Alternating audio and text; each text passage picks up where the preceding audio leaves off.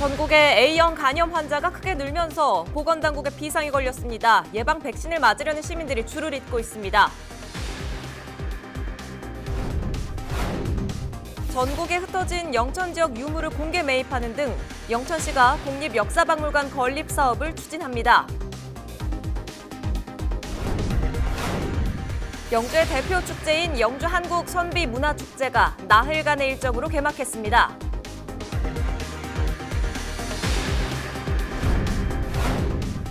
봄철을 맞아 농번기 일손이 부족한 가운데 도지사와 군수가 일손 돕기 현장에서 직접 모내기 시범을 보였습니다.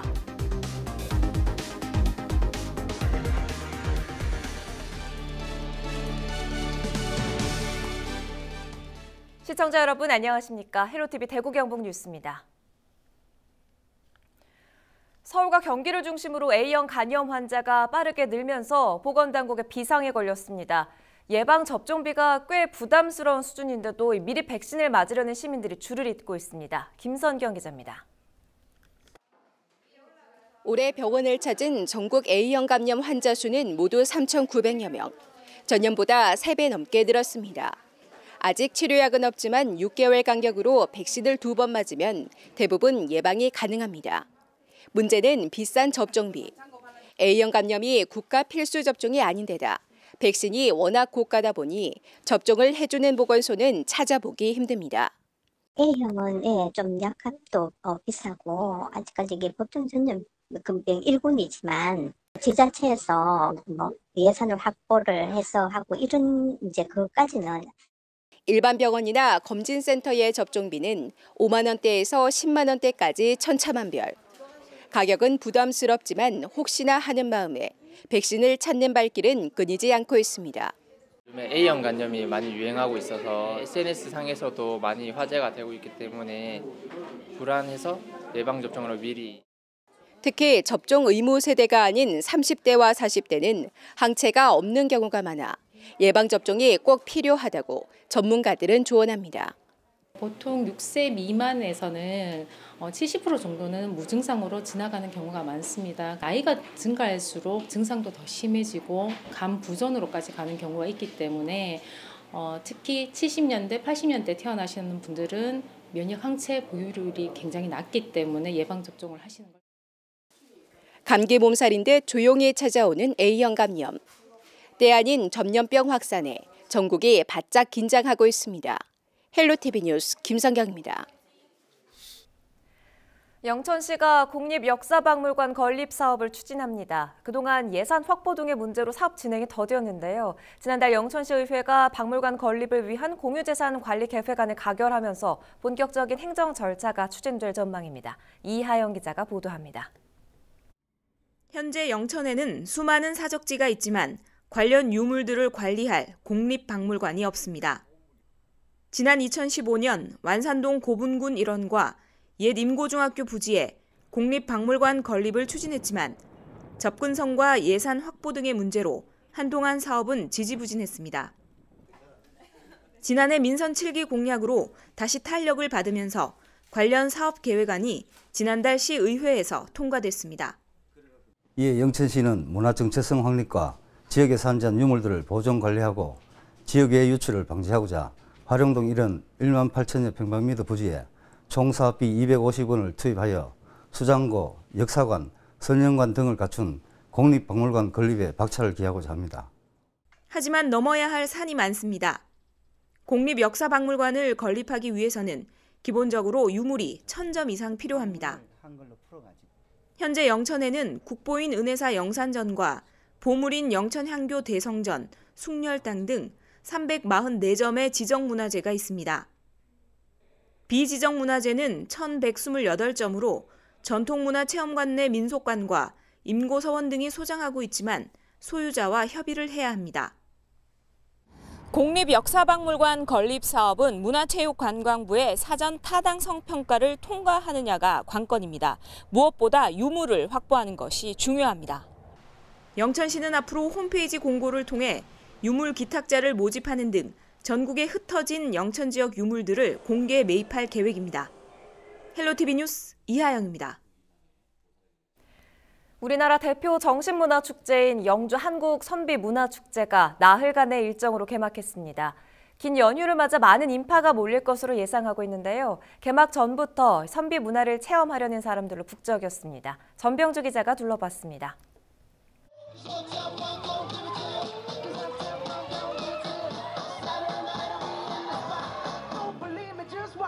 한복을 입은 청년들이 음악에 맞춰 춤을 춥니다. 선비촌에서 이루어지는 플래시몹 이벤트입니다. 수학여행을 온 학생들은 평소에 보지 못한 풍경에 즐거워합니다. 부산 가요전중학교에서 왔습니다. 볼 게 많아요. 네, 그게 되게 신기하고요. 네, 여기 와서 옛날 선비들의 정신 같은 것도 배우고 어떻게 생활하셨는지도 보면서 배워가는 게 되게 많고, 음악에 취해 길을 걷다 보면 다도를 배우며 잠시 쉬어갈 수 있는 곳도 있습니다. 잠깐 쉬고 싶다 하는데 왔는데 마침 이 차와 참 잘 어우러지는 것 같습니다. 그 분위기가. 정신문화 축제로서는 그래도 우리나라의 대표적인 축제가 아닌가 저는 그렇게 생각합니다. 영주의 대표적인 축제인 선비문화축제가 5월 3일 개막해 6일까지 나흘간의 일정으로 펼쳐집니다. 선비천과 소수서원, 한국선비문화수련원 일대에서 이뤄지는 이번 행사에는 영주 농특산물을 홍보 판매하는 부스와 먹거리존이 마련됐고, 영주시 SNS 캐릭터 힐리도 선비문화축제에서 처음 공개돼 인기를 끌었습니다. 대구 경북 지역 상생 협력을 위해 대구 뮤지컬 칼라쇼와 마당놀이 den동어미전 상호 교환 공연도 펼쳐질 예정입니다. 대한민국을 대표하는 정신문화죠. 선비정신 재미있게 꾸몄습니다. 여러분들 많이 오셔서 즐기고 또 우리 인성도 함양하는데 여러분들 같이 동참해 주시기 부탁드립니다. 단순히 즐기는 축제에서 벗어나 옛 선비문화까지 배울 수 있는 이번 축제에는 황금 연휴를 맞아 많은 관광객이 찾을 것으로 예상됩니다. 전병주입니다. 봄철을 맞아 농번기 일손이 부족해 시기를 놓쳐서 농작물을 제때 파종하지 못하는 경우가 종종 발생합니다. 부족한 농촌 일손 돕기를 적극적으로 장려하기 위해 도지사와 군수가 현장으로 나섰는데요. 홍정표 기자가 다녀왔습니다. 한창 모내기를 서둘러야 하는 음력 3월 말. 하지만 일부 논에서는 손도 못 대고 있습니다. 일손이 한참 필요한 농촌 지역은 애가 탑니다. 일손을 구하기 힘들어 혼자서 하루 종일 논밭 일을 하는 경우도 많습니다. 고령의 부부가 함께하지만 쉽지만은 않습니다. 외국인 노동자가 계절제 근로자로 농촌에 들어오지만 부족한 일손은 끝이 없습니다. 농사에는 때를 놓치면 이 손해가 많거든요. 일손이 급한 농번기에 도지사와 군수가 직접 모내기를 하며 농촌 일손 돕기를 독려합니다. 농민들이 늘 힘들어하고 어려워하시는데 힘내서 대한민국을 살리는 농업이다 생각하시고 고품질 청정 농산물을 생산해서 소득을 많이 올렸으면 좋겠습니다. 서툴지만 직접 이항기를 운전하면서 모도 심습니다. 모판 100여 개를 가지고 3,300제곱미터의 논에 모내기를 합니다. 이항기로 모를 심을 수 없는 곳은 사람이 직접 심습니다. 농촌이 안 그래 어려운데 이런 시절에 도지사님 오셔가지고 같이 일에 할 수 있다는 게 농민들한테는 큰 도움이 되는 것 같습니다. 현지에 와가지고 직접 이제 모를 심는 걸 보고 감탄을 했습니다. 2018년 통계청 자료에 따르면 경북 농가는 17만 6천 가구로 전국에서 가장 많으며 농가 인구는 39만 5천여 명. 이 중 65세 이상 고령 인구가 46.4%를 차지하고 있습니다. 인력난과 고령화로 농촌 일손 부족 현상이 날로 심화되고 있습니다. 경상북도와 봉화구는 매년 봄, 가을 농번기에 농촌 일손 돕기 캠페인을 펼치고 있습니다. 헬로티비 뉴스 홍정표입니다. 한국농어촌공사 경북지역본부가 영천 임고저수지에서 올해 풍년 농사를 기원하는 통수식을 개최했습니다. 농어촌공사가 매년 봄에 실시하는 통수식은 저수지의 수문을 열어 한 해의 농업용수 공급의 시작을 알리는 행사입니다. 현재 임고저수지의 저수율은 100%로 지난 2011년 둑 높이기 사업을 통해 총 318만 톤의 농업용수를 확보하고 있으며 농경지 260헥타르에 물을 공급하고 있습니다. 선거 홍보물에 정당 이력을 기재한 강은희 대구교육감에게 검찰이 항소심에서도 선거 무효형에 해당하는 벌금 200만 원을 구형했습니다. 2일 대구고등법원 제1형사부 심리로 열린 항소심 결심 공판에서 검찰은 강 교육감이 공소 사실을 인정하지 않고 있지만 정당 경력을 홍보에 이용하려는 의사가 있었던 것으로 보인다며 1심과 똑같이 벌금 200만 원을 구형했습니다. 강 교육감의 변호인 측은 정당 경력 표시가 위법인 줄 몰랐고 고의성이 없었다며 선처를 호소했습니다. 강 교육감에 대한 선고 공판은 오는 13일 오후에 열립니다. 원유학연구원이 원유대사 열반의 1333주기를 맞아 제향대제를 봉행했습니다. 경주 분황사에서 열린 제향대제는 육법공양과 헌다, 추모사, 봉양제문 낭독 등으로 진행됐습니다. 신라시대 승려인 원유대사는 1심과 화쟁사상을 중심으로 불교의 대중화에 힘썼습니다. 특히 분황사에 기거하면서 화엄 경소를 짓는 등 당시 왕실 중심의 귀족화된 불교 이론을 민중불교로 바꾸는 데 공헌했습니다. 대구시의회 임시회가 3일 열렸습니다. 5분 자유발언을 통해 여러 가지 현안들에 대한 이야기가 쏟아졌는데요. 그중에서도 미세먼지 문제와 조현병 환자 관리 문제가 눈길을 끌었습니다. 취재 기자와 함께 자세히 짚어보죠. 자, 권미경 기자, 우선 이 미세먼지 이야기부터 좀 살펴보죠. 대기 상태가 요즘 들어 좀 나아졌다고는 하지만 전체적으로 안심하기 어려운 수준이라고요? 네, 그렇습니다. 얼마 전까지 맑은 하늘 보기가 참 쉽지가 않았습니다. 대구시의 미세먼지 수치를 살펴보니까 미세먼지와 그보다 더 작은 초미세먼지 모두 4년 동안 연간 평균 농도는 환경 기준에 적합했습니다. 하지만 자세히 들여다보면 안심하기는 이릅니다. 네. 24시간 동안의 미세먼지 수치가 단기 환경 기준을 초과하는 횟수는 갈수록 늘어나고 있습니다. 24시간 단기 환경 기준 초과 횟수는 미세먼지의 경우 2017년 들어 잠깐 떨어졌다가 다시 오르고 있고요.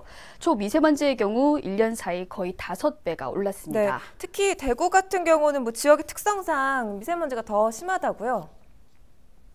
네, 대구는 분지 지형입니다. 이게 분지라서 대기가 정체되기가 쉽고요. 이 때문에 미세먼지가 외부로 빠져나가기가 어렵습니다. 그리고 대구 도심 서쪽과 북쪽에 산업단지가 들어서 있는데요. 여기서 나오는 오염물질도 대기로 올라가고 있는 상황입니다. 미세먼지 저감에 더 신경을 써야 될 것 같은데 오히려 이 관리가 느슨하다 이런 지적이 나오고 있다고요? 네, 그렇습니다. 광역자치단체는 해당 지역의 환경적 특수성을 고려해서 환경부가 정한 기준보다 강화된, 그러니까 별도의 환경 기준을 조례로 정할 수가 있게 되어 있는데요. 네. 대구시의 초미세먼지 환경 기준은 24시간 평균 세제곱미터당 50 마이크로그램 이하로 환경부 기준인 35 마이크로그램에도 못 미치는 것으로 나타났습니다. 또 이에 앞서 지난 3월에는 대구시에서 미세먼지 조례를 만들었는데요.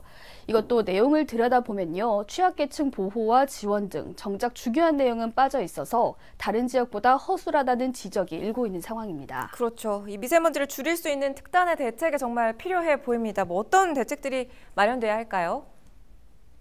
네, 3일 열린 대구시의회 임시회에서 김지만 의원은 일단 연간 감축 목표치를 정하고 이에 맞는 계획을 세워야 한다고 주장을 했습니다. 또 이를 뒷받침할 미세먼지 저감 통합관리기구의 필요성도 강조를 했는데요. 여기에 추가로 측정소 수와 위치 문제도 꼬집었습니다. 현재 대구에는 대기 측정소가 14곳이 있는데요. 행정 면적과 인구수를 고려하면 다소 적기 때문에 이를 지금보다 더 많이 늘리고 지금 10m 이상 높이에 설치된 시료 채취구도 정확한 측정을 위해서 아래로 옮겨야 한다고 주장했습니다. 관련 내용 자세하게 들어보시죠. 14곳의 대기오염 측정관 평균이 대구를 대표하는 수치로 내세우기는 측정수가 다소 부족하며 대기 중 중금속 측정은 지산동, 대명동, 이현동, 수창동으로 대기질이 상대적으로 열악한 공업 지역에는 한 곳밖에 없어 이에 확충이 필요합니다. 네, 지금 이야기 나온 것처럼 여러 가지 좀 실질적인 대책이 빨리 만들어져야겠죠.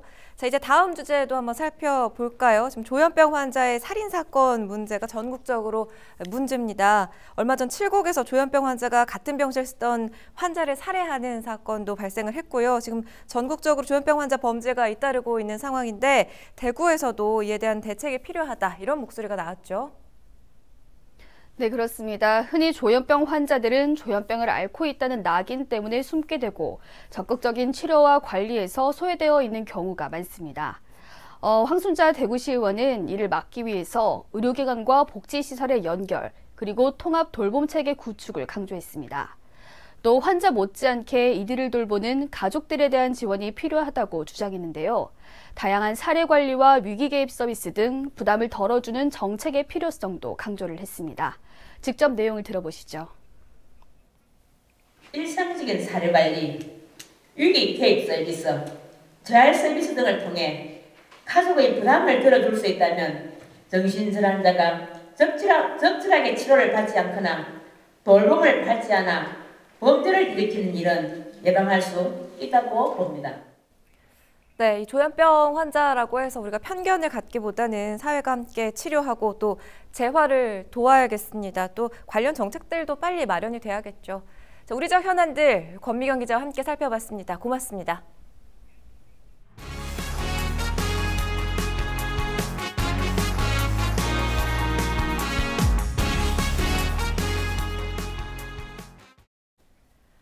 예산 부족으로 난항을 겪던 울릉공항 사업이 오랜 진통 끝에 본 궤도에 오릅니다.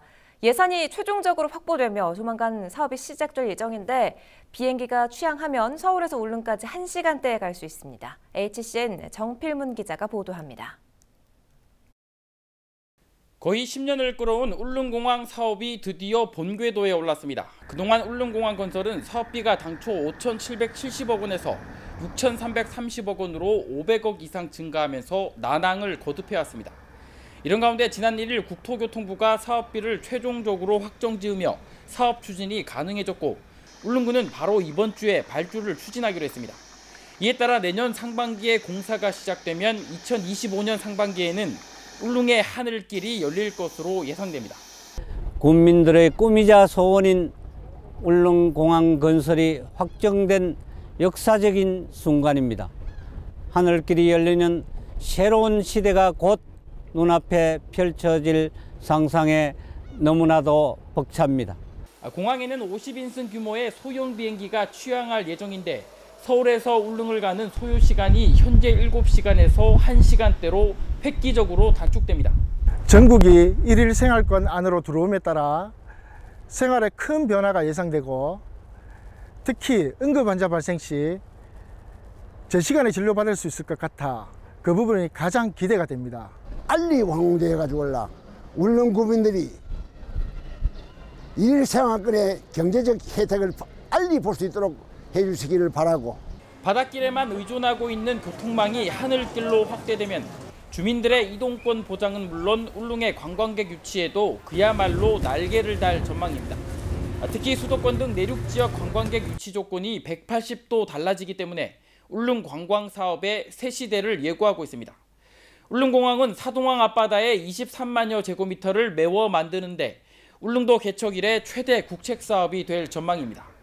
울릉의 오랜 수건 사업인 하늘길 개척이 현실화하면서 획기적인 발전이 기대되고 있습니다. HCN 뉴스 정필문입니다. 정규직 전환을 요구하며 1일부터 파업에 돌입했던 대구 지역 CCTV 관제사들이 이틀 만에 파업을 철회했습니다. CCTV 관제사들은 대구 지역 8개 구청과 군청에 공동 실무 협상 제안을 받아들여 일단 3일 오전부터 업무에 복귀하기로 결정했습니다. 이들은 오는 15일 서구청에서 열리는 공동 실무 협상에서 임금 체계와 전환 시기 등 정규직 전환과 관련된 구체적인 안을 논의할 예정입니다. 대구 동구 유라동에 들어설 청소년 문화센터 명칭이 아름드리로 결정됐습니다. 아름드리에는 청소년 문화센터가 청소년들의 꿈을 한가득 안고 있는 공간, 큰 아름드리 나무처럼 청소년들의 쉼터가 되는 공간이라는 의미를 담고 있습니다. 지난 3월 공모를 진행한 결과 46건의 지원자 가운데 1차 선호도 조사와 심의를 거쳐 결정됐습니다. 기온이 올라 식중독이 발생할 가능성이 커지면서 음식물 보관 섭취 시에는 주의가 필요합니다. 최근 5년 동안 5월에 식중독에 걸린 환자 수는 모두 4,077명으로 4월에 비해 2배가량 많습니다. 식중독균은 상온에서 빠르게 증식하기 때문에 채소와 과일은 깨끗한 물로 꼼꼼히 씻어서 먹고 음식은 실온에 2시간 이상 놔두지 않는 것이 좋습니다. 경주시가 어업 질서를 바로 세우고 수산자원을 보호하기 위해 5월 한 달간 불법 어업에 대한 지도 단속을 실시합니다. 시는 해양복합행정선인 문무대왕호를 투입하고 동해어업관리단, 해경, 수협 등 관계기관과 협력을 강화해 지도 단속 효과를 높일 계획입니다. 주요 단속사항은 조업구역 위반, 암컷 대게 등 불법 어획물 포획 유통, 불법 어구 사용, 무허가 어업 등입니다. 시는 불법 어업행위 적발 시 관계법령에 따라 과태료와 벌금을 부과하는 등 행정처분을 실시한다는 방침입니다. 영주시가 SNS 운영에 활용할 캐릭터 힐리를 개발해 공개했습니다. 힐리 캐릭터는 기존에 경직된 정보 전달식의 시정 홍보에서 벗어나 친근감 있는 모습으로 시민 관광객들과 적극적으로 소통하기 위해 개발됐습니다. 힐리는 소백산을 직관적으로 형상화해 나뭇잎과 울창한 숲으로 둘러싸인 산의 모습으로 탄생했습니다. 하트 모양의 요술봉 힐링봉은 휘두르면 몸과 마음이 3초 만에 힐링된다는 의미를 담고 있습니다.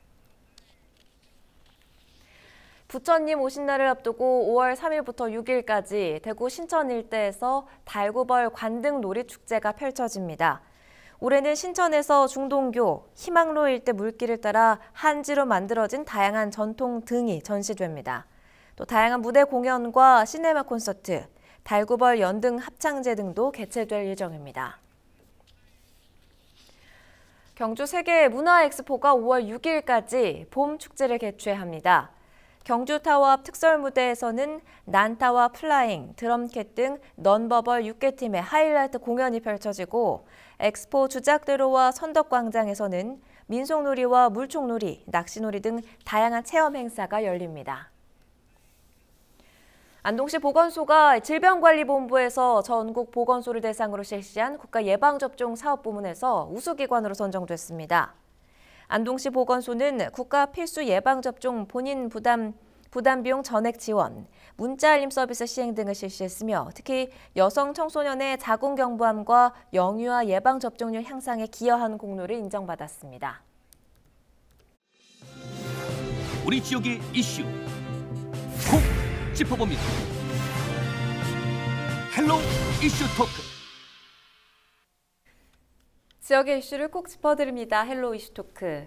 요즘 대구가 무척 시끄럽습니다. 대구시 신청사 이전을 두고 4개 지자체가 뜨거운 유치전을 벌이고 있는 건데요.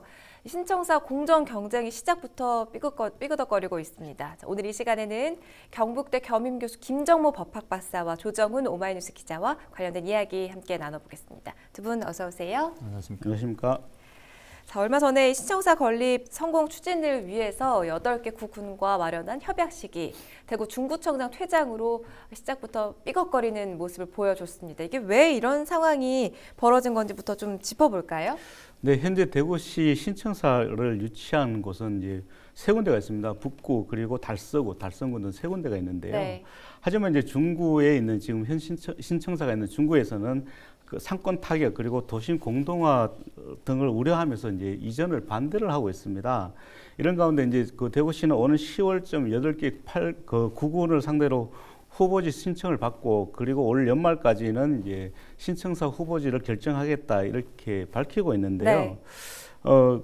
이제 대구시는 신청사 후보지 선정을 이제 하기 앞서서 이제 너무 유치전에 대한 이제 과열 양상이 이제 벌어지고 있기 때문에 이제 과열 유치 행위를 이제 좀 자제를 하자. 네. 그렇게 해서 이제 협약식을 추진을 했었습니다.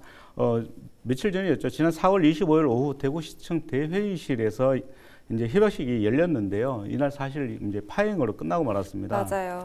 권영진 대구시장과 배지숙 대구시 의회 의장 그리고 김태일 그 신청사 건립 추진 공론화위원회 위원장 또 8개 구군 구청장과 군수 그리고 군 의회 의장 등이 이제 모두 참석을 했었는데요. 대구시는 그 모두 8개 구군과 신청사 후보지 과열 유치행위 자제와 그 예정지 선정 기준 등을 이제 수용을 하는 내용의 협약식을 맺을 예정이었습니다. 네. 하지만 현 시청사가 그대로 유치해 있어야 한다 이렇게 그 중구가 굉장히 반발을 하면서 무산이 됐는데요. 중구를 제외한 나머지 그 7개 그 구군과 대구시 의회 그리고 대구시만 그 서명식을 가졌습니다. 서명한 협약서에서는 이제 조례에 대한 조례에 정한 방법에 따라서 이제 공정하고 그 투명하게 결정될 수 있도록 상호 협력을 하자. 네. 그리고 그 결과를 겸허하게 받아들이기로 하자 이런 내용이 들어 있고요. 또 과열 유치 경쟁 자제와 공론화위원회의 후보지 선정 기준 그리고 예정지 선정 기준에 대한 의결 사항에 대해서 수용하는 내용도 들어 있습니다. 네, 그 협약식 파행을 맞았던 소식 말씀을 해주셨는데 이 권영진 대구시장이 올해 안에 신청사 부지를 확정하겠다는 그 약속을 함에 따라서 이 신청사 유치를 노린 기초단체들의 유치전이 좀 치열한 상황인데 이 상황도 좀 한번 짚어볼까요? 대구시에서 신청사가 현재 청사가 넓고 비좁다고 해서 권영진 시장이 선거 공약에도 뭐 내세웠고 네. 대구시청의 공무원들 대체로 이 의견에 이제 동의하는 셈인데 네. 그래서 그러나 이제 신청사를 어디에 짓겠다는 건 발표하지 않고 공론화나 위원회를 통해서 선정하겠다 이렇게 해서 지금 각 지역마다 유치 운동이 벌어졌는데 사실 대구시청이 온다 하면은 뭐 중구에 안 있고 다른 데로 옮긴다 하면 그 지역에 뭐 달서구를 예를 들면은 그 지역에 상당히 상징성도 있고 또 수백 명 이상의 공무원들이 주변에 경제적인 파급 효과도 있고 해서 그렇죠. 주민들은 굉장히 관심이 있을 수 있고 특히 뭐 구청장 이런 사람들은 굉장히 그 관심이 많죠. 그래서 지금 과열됐는데 대구시 신청사 건립 추진 공론화위원회 여기서 이제 너무 과열되게 운동하는 페널티, 감점을 주겠다 이렇게 했는 건데요.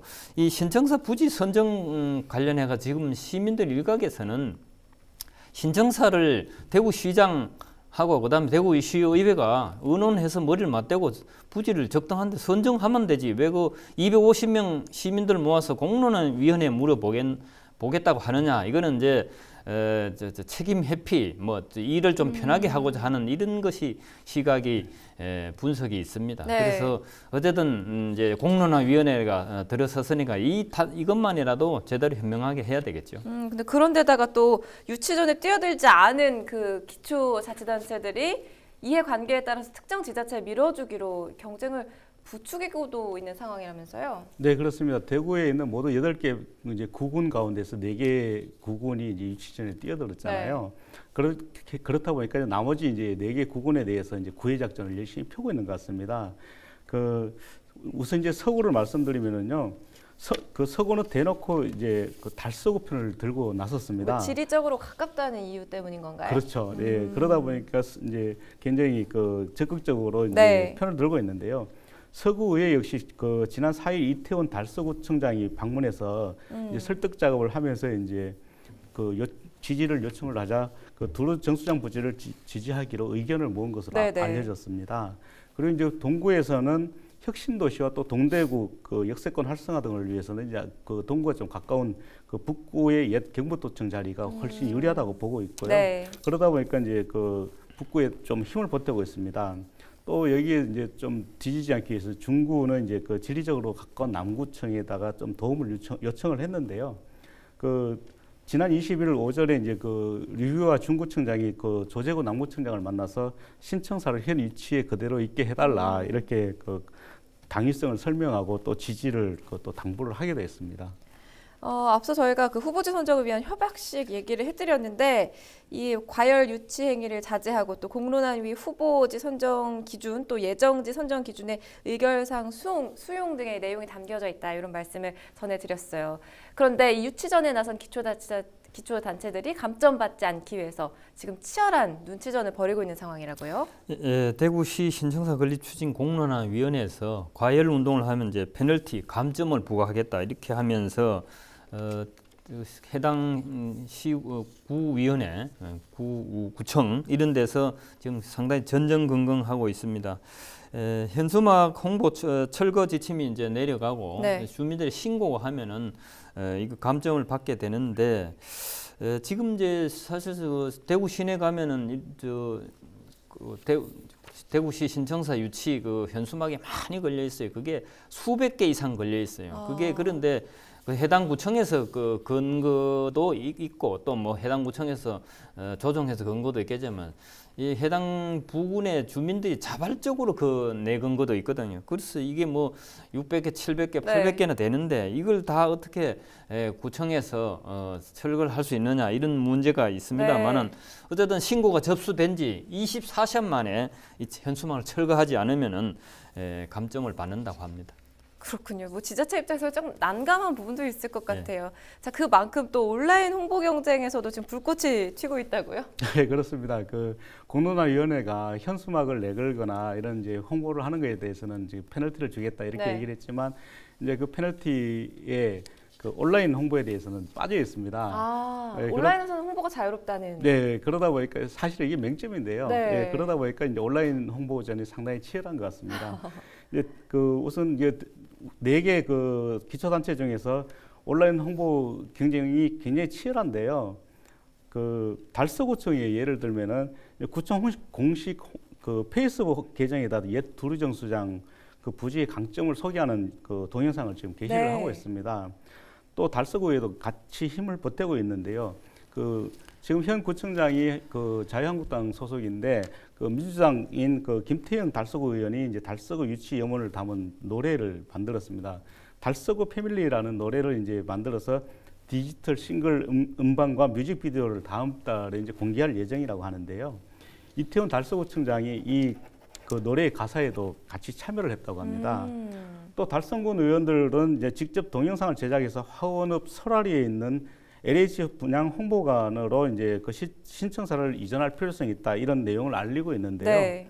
김보경, 이대곤, 김정태, 도일용 등 그 더불어민주당 초선 그 구의원들이 이제 자신들이 출연하는 신청사 이전 필요성을 담은 그 동영상을 유튜브 그리고 페이스북에 지금 그 올려놓고 계속 지금 홍보를 하고 있습니다.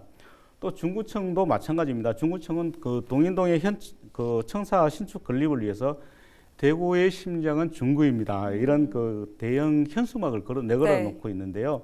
또 그 영상을 이제 구청 유튜브에 게시를 했습니다. 최근에 구청 모든 행정전화와 또 직원의 휴대전화에도 이제 통화 연결음에다 시청사 현 위치 그 건립 당위성을 알리는 내용으로 모두 교체를 했습니다. 또 북구 같은 경우는 북구 상격동 옛 경북도청 터에 이제 시 신청사를 유치를 하기 위해서 그 최근 동영상 제작에 나섰다고 하는데요. 공론화위원회는 다음 달 3일 열리는 다음 달이 아니죠. 이제 이번 달이죠. 이번 달 3일 열리는 회의에서 과열 유치 행위에 대해서 구체적인 감점 기준을 정하겠다 이렇게 밝히고 있습니다. 이 온 오프라인에서 유치전이 정말 치열하게 벌어지고 있는데요. 이런 상황일수록 후보지 선정 컨트롤타워 역할을 맡게 된 이 대구시 신청사 건립 공론화위원회 현명한 행보가 어느 때보다도 절실하겠죠.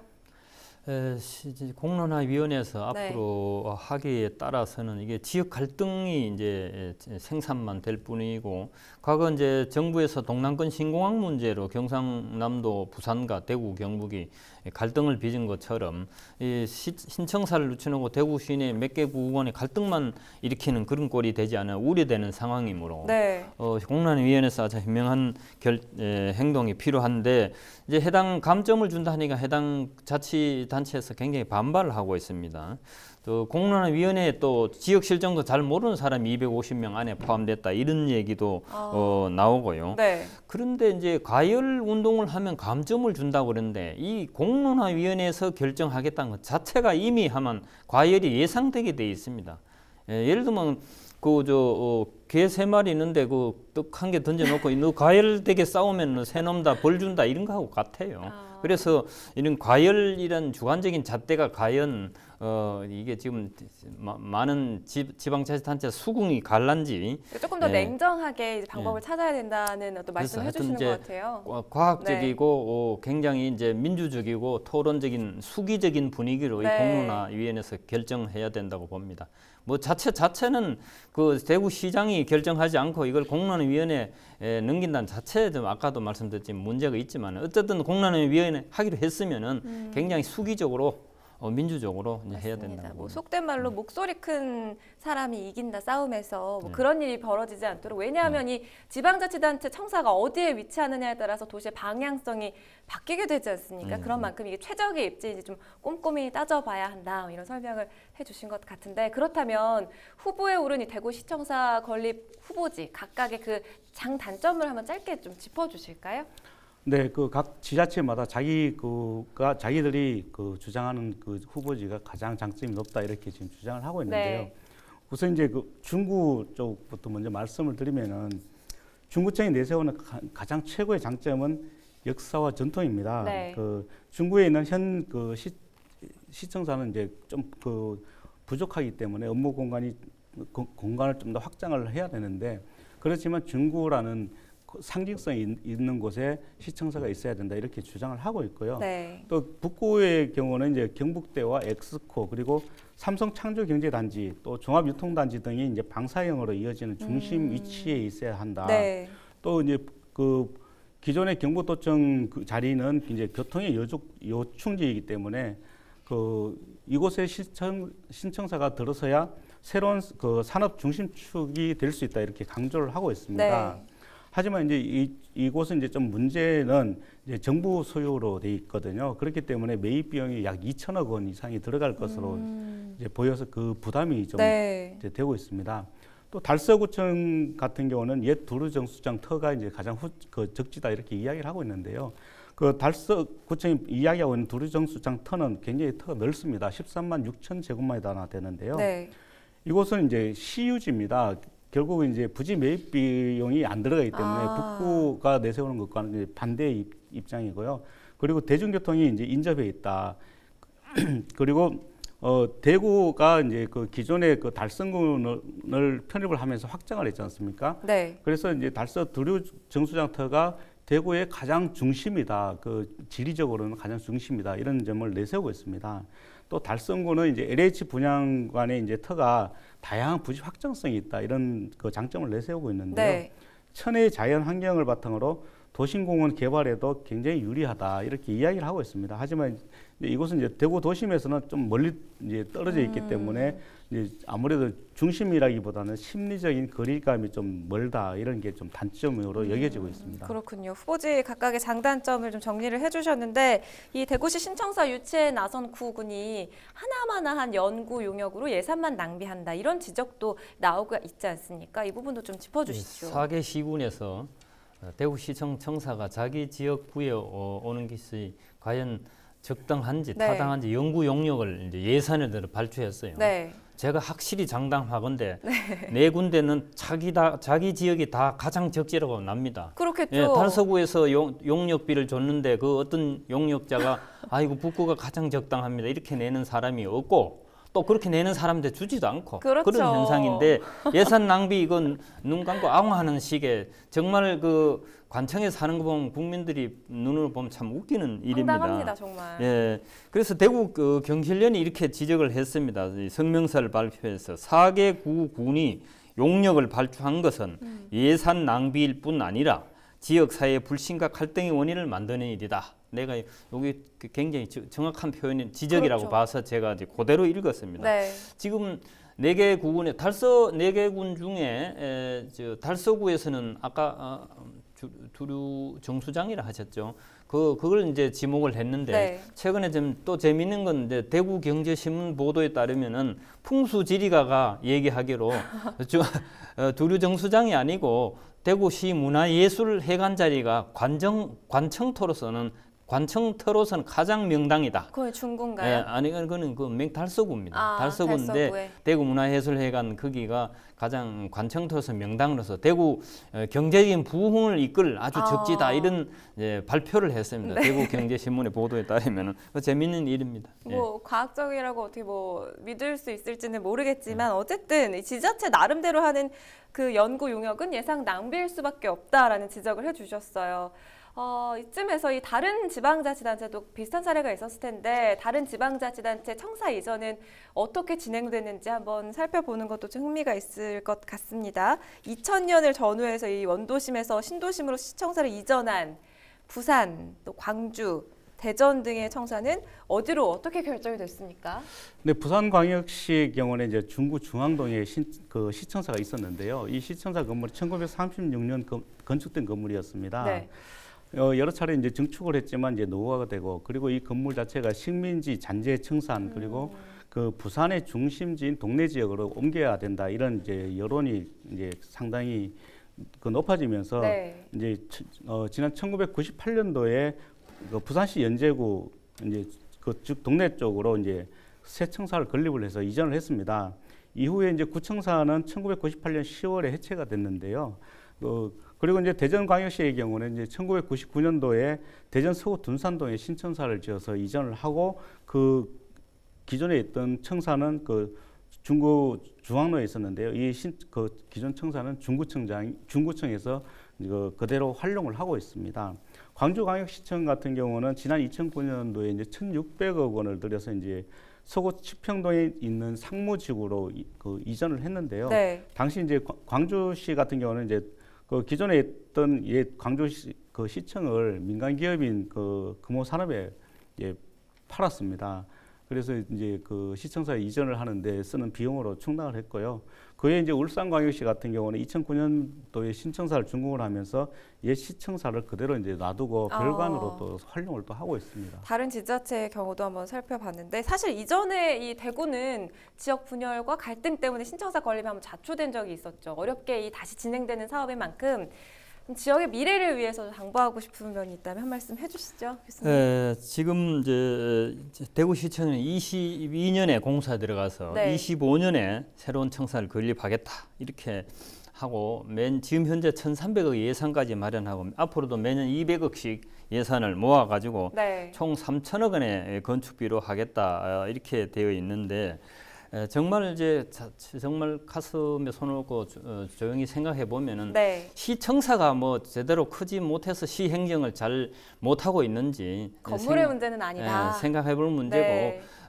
유럽 같은 데 가면은 공공기관이 수백 년 된 건물도 맞아요. 있고요. 그 자체로 랜드마크가 되는 것도 많죠. 유럽의 같은 경우 선진국에 가면은 공공기관보다 민간 건물이 더 화려합니다. 맞아요. 그런데 우리나라만은 민간 건물보다 공공기관이 화려해요. 전국의 지방자치단체들이 건물을 찬란하게 지어서 번듯하게 짓는데 이거는 정말 나라를 위해서 반복한지 한번 생각해 볼 문제고 네. 대구시 신청사 이 문제도 경상북도 도청에 지금 대구 북구 상격동의 도청터에 옛날에 있었던 것이 경북도청, 경북도 도교육청, 경북도 경찰청, 경북도 선관위 이 4개의 기관이 있었어요. 그래서 이 남아돈 이 건물 옛날에 엄청나게 잘 지은 이 건물을 대구시청 청사로 쓰면 된다 이렇게 대구 지역에 많은 떠있는 원로들 지식인들이 지적하고 있는 걸 참고해 주기 바랍니다. 네. 또 제가 한 말씀 좀 드리고 싶은데요.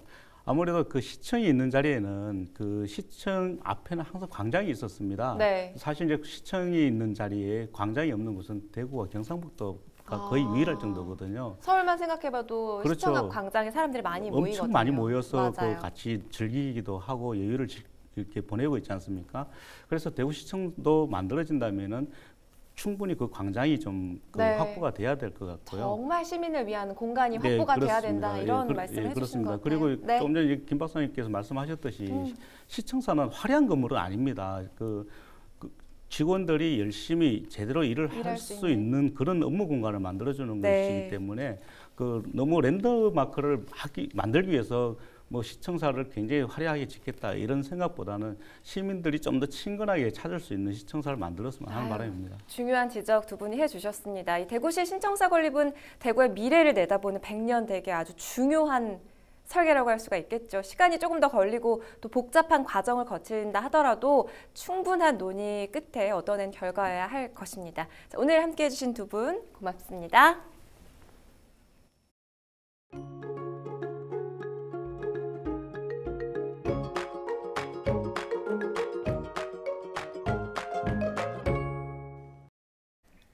봄보다 여름에 더 가깝게 와 있는 것 같죠? 주말에는 맑은 데다가 기온이 더 올라서 덥겠습니다. 자세한 날씨입니다. 얇은 옷차림을 해도 전혀 불편함이 없겠습니다. 아침에 9도로 시작하고 한낮에는 29도까지 올라 예년보다 덥겠습니다. 바깥 활동하기에 더없이 좋은 날씨인데요. 다만 오후부터는 중국발 스모그가 유입되면서 공기가 탁해지겠습니다. 중서부 지역부터 영향을 받기 시작해 전국적으로 확대될 것으로 보이니까요. 주말 나들이 가실 때 참고하셔야겠습니다.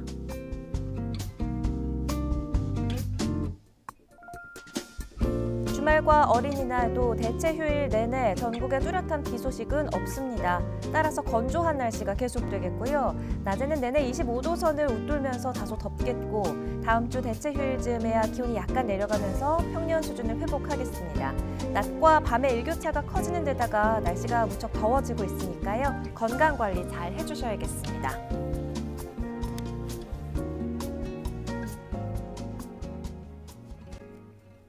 이상으로 헬로티비 대구 경북 뉴스를 모두 마칩니다. 저희는 언제나 여러분 곁에 있겠습니다. 시청해주신 여러분 고맙습니다.